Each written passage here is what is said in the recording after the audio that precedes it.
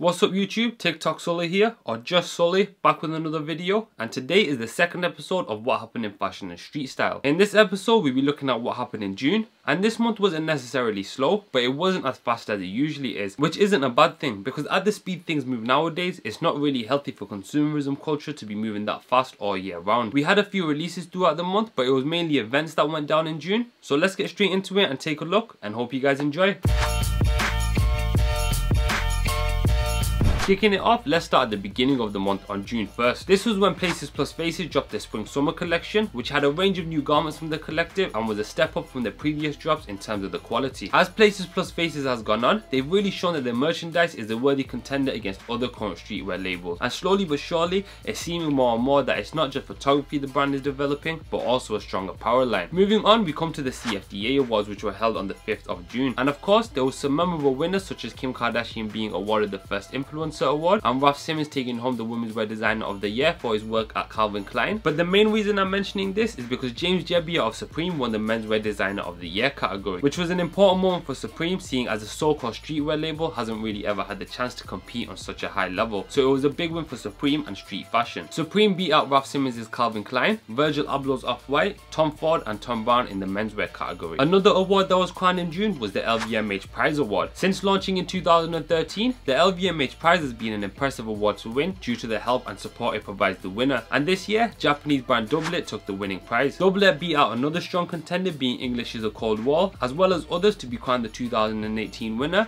and this provides the brand a €300,000 cash prize as well as a year's worth of mentoring from the LVMH group, which I'm sure is really beneficial to any up and coming designer. Doublet has already left a mark in the fashion and streetwear world, and I'm sure we'll be seeing more in the upcoming seasons from the brand, especially after this. On the 5th of June, news came out that women's wear designer Kate Spade had committed suicide at her Manhattan flat after her cleaner had come across the body. It's said to be that she had suffered from mental illnesses, which is what would have led to this, and even though Kate Spade as a brand isn't relevant within menswear and street style, Kate Spade and her brand were well respected in the women's wear field, and losing a life due to suicide is always something sad to hear, so I think it's important to mention due to this loss still having an effect in a different area of the fashion world. On the 7th of June, Supreme dropped another North Face collaboration, which this time featured some snakeskin prints on a range of coach jackets, pants, bags, and more uniquely a tent, which I'm sure some people couldn't wait to buy for the novelty of it, and I'm sure some people will actually be camping with it. As we all know, Supreme North Face collaborations are one of Supreme's most hyped releases, and this time was no different. Sadly, I personally felt this wasn't their best collaboration and didn't find it appealing at all, which I think other people also felt due to the resale prices being a lot lower than usual,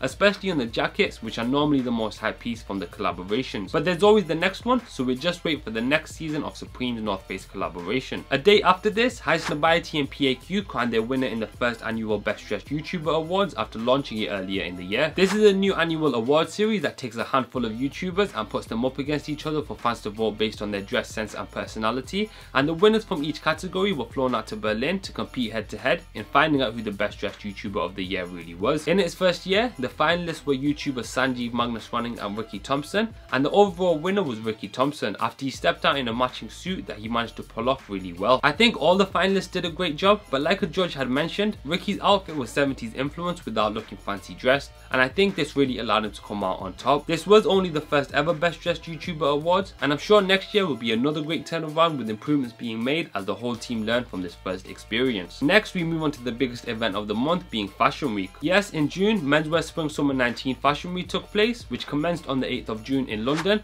highlighting some notable shows such as A Cold Walls, Martine Rose's and Liam Hodges's, which followed with the Pitti Uomo trade show for menswear in Florence, Italy. And after this, Milan Fashion Week took place, which had a variety of established brands showcasing their new collections such as Prada, Fendi and Stella McCartney. And after Milan Fashion Week was over, Paris Fashion Week was ready to kick off. Now, Men's Paris Fashion Week was even more weighted this year around, as we had a bunch of debuts showing, from Kim Jones's Dior to Virgil Abloh at Louis Vuitton. Both these shows had a great reception and seemed to have lived up to their expectations, with Dior collaborating with Kors and Matthew Williams of 1017 Alix 9SM, to Virgil presenting some new and modern accessories for the Louis Vuitton brand, as well as having a bunch of artists walk the runway for him such as A$AP Nas and Playboy Carti. And one of my favourite moments of the whole week was the ending of the Louis Vuitton show, where Virgil and Kanye West hugged it out after realising how important this moment really was for them, and the fact it was achieved was a noteworthy moment for Virgil as well as the culture. Other noteworthy moments of Paris Fashion Week include 1017 Alix 9SM showcasing their first runway show, Jacquemus presenting their debut menswear line,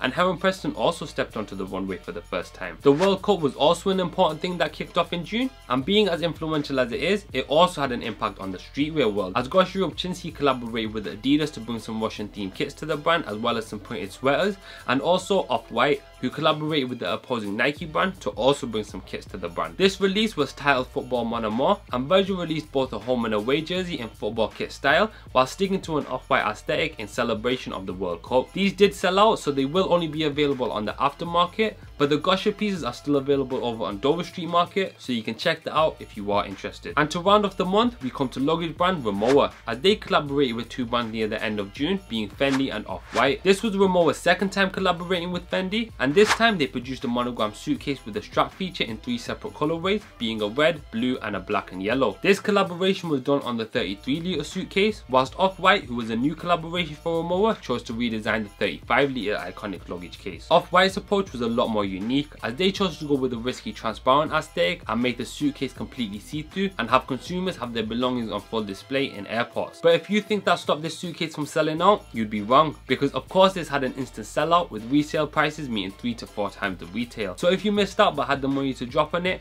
you'll just have to keep your luggage covered up with Fendi's monogram print instead, which is still available over on Rimowa and Fendi's websites, so I'll be sure to link that down below.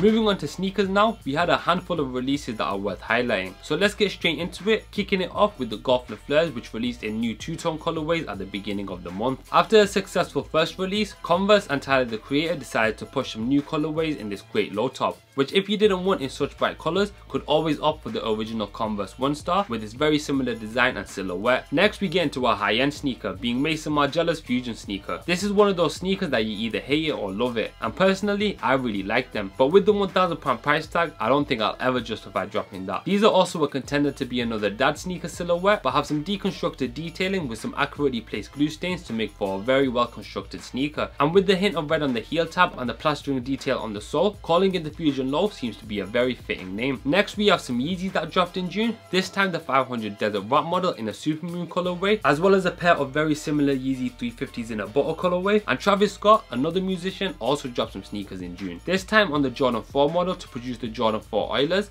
and this was a sneaker inspired by Travis's hometown of Houston, as it was inspired by the now relocated Houston Oilers football team's colours being blue and red. These colours seem to work really well on the Jordan 4 model, and overall was a very well designed collaboration by Travis Scott, and finished up with the Cactus Jack branding on one of the heel tabs to signify his record label. There's more colorways to be released in the near future from this collaboration, so keep an eye open for that as well. Another event that took place in June was the gaming convention E3, and of course sneaker culture managed to find its way in there as well, as during this event Nike dropped their second rendition of the PlayStation Air Force model, which was even better than the original rare colorway in my opinion, to make for a great collaboration between Sony and Nike. Off-White also dropped again in June. After releasing multiple collaborations with Nike, they dropped yet another sneaker to go with their Football Mon-Amour collection as previously mentioned, and this time it was 2 colorways in the Zoom Fly Flyknit model, complementing the kits that go with it, and finished up in Off-White style with the Helvetica font description on the sole. Balenciaga came through in June with some new colorways in their popular Triple S sneaker, but this time they took a slightly left turn and went with a half and half rendition of the shoe,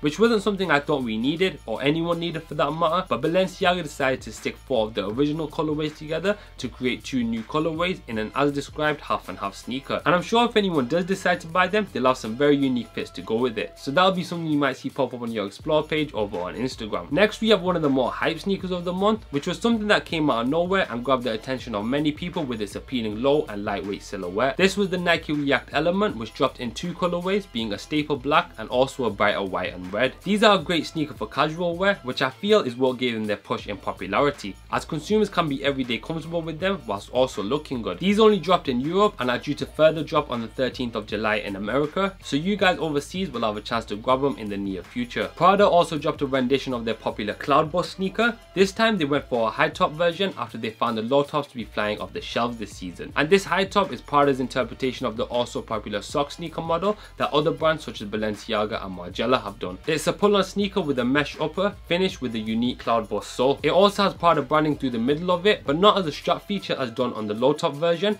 and I think Prada did a great job on these, as they could have easily butchered the sneaker in this attempt to raise it, but they managed to pull it off well, so well done to them, because quite often brands do end up messing something like this up. And last but not least for sneaker releases in June, we have the Jordan 4 Levi's collaboration collaboration, which released in 2 new colorways after debuting in its original blue denim wash a few months back. This time it released in 2 monochrome colorways, being an all black and an all white, both finished with brown gum accents, and this was a unique collaboration because it's not often you see a sneaker made up of denim. I really like the black colorway, and they're surprisingly cheaper than expected on resale, as they're averaging just over £300, whilst the white counterpart are upwards of £400. So if you are interested in them, those will be the prices you're looking to pay. And that brings me to the end of this video and the end of what happened in fashion and street style in the month of June. Hope you guys enjoyed and managed to pick up some of the pieces mentioned. Like I said, this month was more event based rather than material goods, so there wasn't too many releases to catch up on whilst brands were getting ready for fashion week. But I'm sure it won't be like that in the coming months, so we'll just have to wait and see what we have in store for next month. So look forward to the next installment of this series. I'll try and link what I can down below in the description for you guys to check out in case you were interested.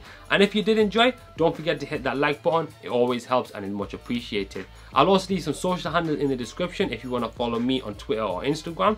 And if you're new here and you're interested in fashion, then you should also subscribe by clicking down over here, as I have some more videos like this on the way, and it'll just allow you to stay up to date with the uploads. But that's all from me today. Thanks for watching, and I'll catch you in the next one.